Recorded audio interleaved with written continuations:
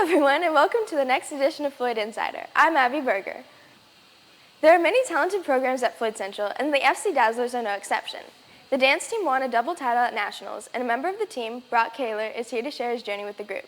Thank you for coming on the show, Brock, and congratulations on your team's win. Thank you. Can you explain what a double title is?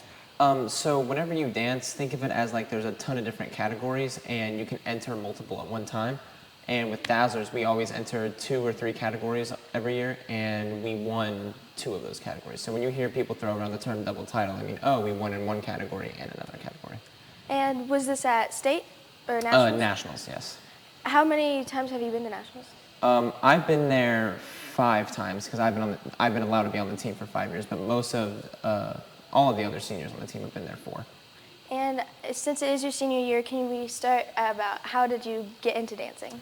So I was probably about a 4th grader at the time, where I was just watching clips on YouTube of all these other dancers, and I saw it, and I was moved by it, for lack of a better term. But it made me feel some feeling or a type of way that I never felt before. And so I told my mom that night, hey, I want to start dancing. I want to quit all my other typical guy sports that I've been doing, and I want to start dancing. And from that point on, she was like, okay, I'll find you a studio, I'll find you a place to go, and we just ran with it. I got plugged into my coach, who's the coach of the high school team now, started dancing for her about 8 years back, and here we are today. Just kind of took it way back in the 4th grade, 5th grade, and ran with it.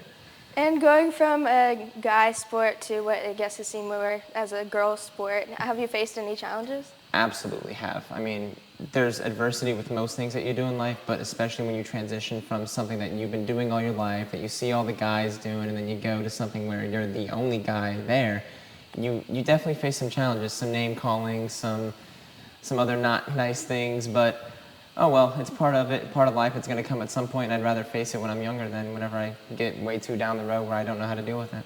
And how have the Dazzlers changed your life?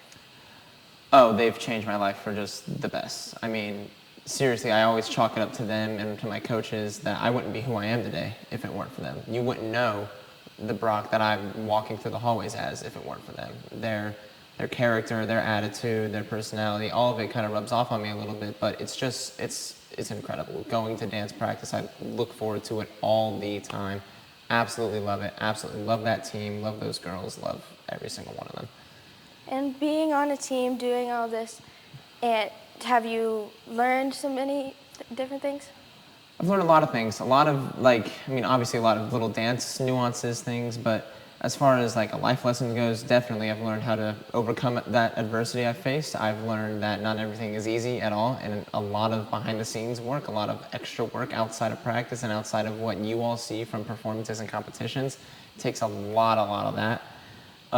And I've also learned that you're not always going to want to do the things that you're required to do. You're not always going to want to practice. You're not always going to want to come to school. I know tons of people who are like that. But at the end of the day, if you want that national title that we took this year, you're going to have to do it. So might as well look at it with a positive mindset than a negative one. And finally, do you have any words of encouragement for someone who wants to try out dancing or try something new? You just got to try. You can't sit back and like think about it too much. Because like with dance, like I saw those clips and I was just like, yeah, let's do it. Why not? It's something different. It's something new. So just dive in with it straight. Just dive in head first with it. Don't be afraid of anything. Don't be afraid of whatever adversity you'll face, because I guarantee you'll overcome it. It's how life goes. You always overcome the difficult.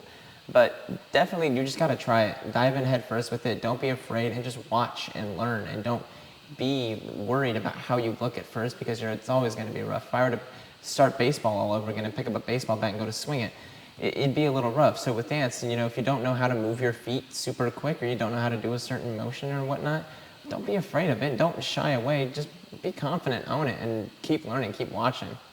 Well, thank you for joining us, and congratulations again to the Dazzlers, and we can't wait to see what the team will accomplish next. And now here's a clip of the Dazzlers in motion at Nationals.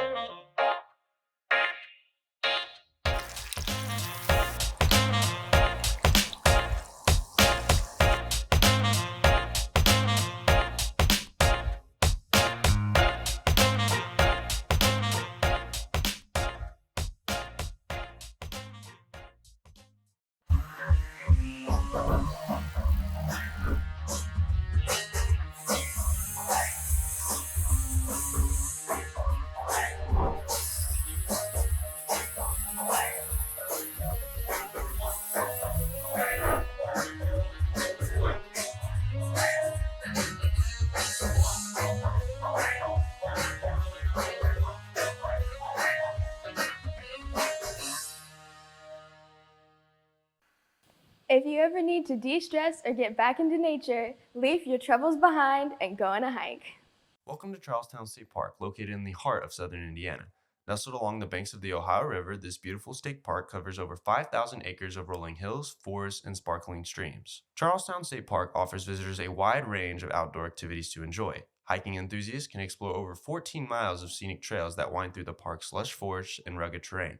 From easy nature walks to challenging backcountry hikes, there's something for everyone. Charlestown State Park offers excellent camping facilities, including both primitive and modern campsites with electric hookups. For those who love the water, the park's 4-acre lake is perfect for fishing and boating. Fishermen can cast their lines for bass, bluegill, and catfish, while boaters can enjoy a peaceful paddle around the lake. Charlestown State Park is also home to some fascinating history. The park's Rose Island amusement park was a popular destination in the early 1900s, and today visitors can explore the ruins and learn about its colorful past. Whether you're a nature lover, history buff, or adventure seeker, Charlestown State Park is the perfect destination for your next outdoor adventure. So pack your bags and come experience the natural beauty and excitement of this stunning Indiana treasure.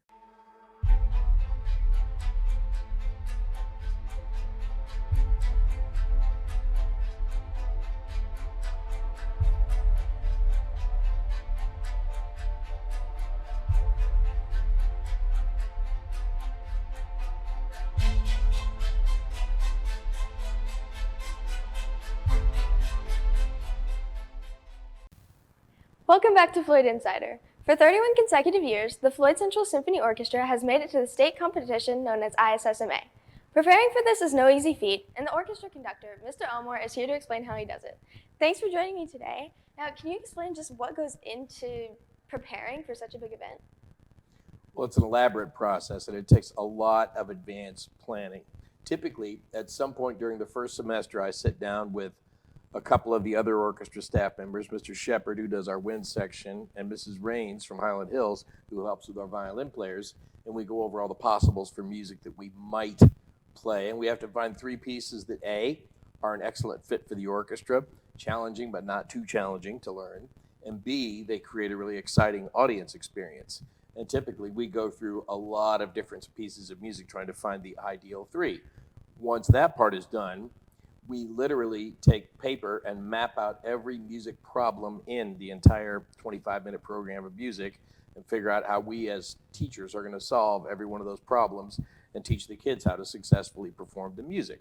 And then the teaching and the learning start, and that usually starts in January, and we work on those pieces on and off all the way through the main performance in late April. And trying to teach all the students, what goes into that? How hard is that sometimes? Well, our biggest maxim that we use is divide and conquer.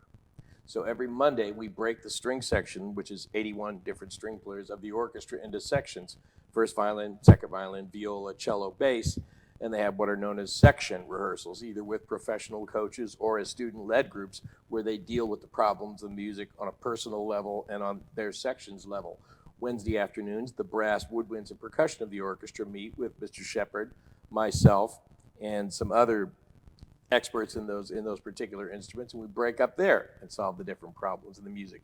As those groups get more skilled, we build them back into the entire string section, the entire wind section, and then on typical Thursday nights and some Thursdays during class, we put the entire 115-piece orchestra together and train them to have their parts interact in the way the composer intended. And once you get all of this together and it's the day of, what's your goal this year? My goal every year is for the kids to first become the best people that they can possibly be through playing music together. And the secondary goal is to try to give a performance that they can be proud of for the rest of their lives. Well, that's awesome. Thank you for joining us today. And if you want to experience the orchestra in person, they are having a Pops concert at the Ogle Center in IUS on Wednesday, March 1st at 7 p.m. And the doors open at 6:30. But if you can't make it there, FCTV will be streaming it. This has been another episode of Floyd Insider, and from all of us here, thanks for watching.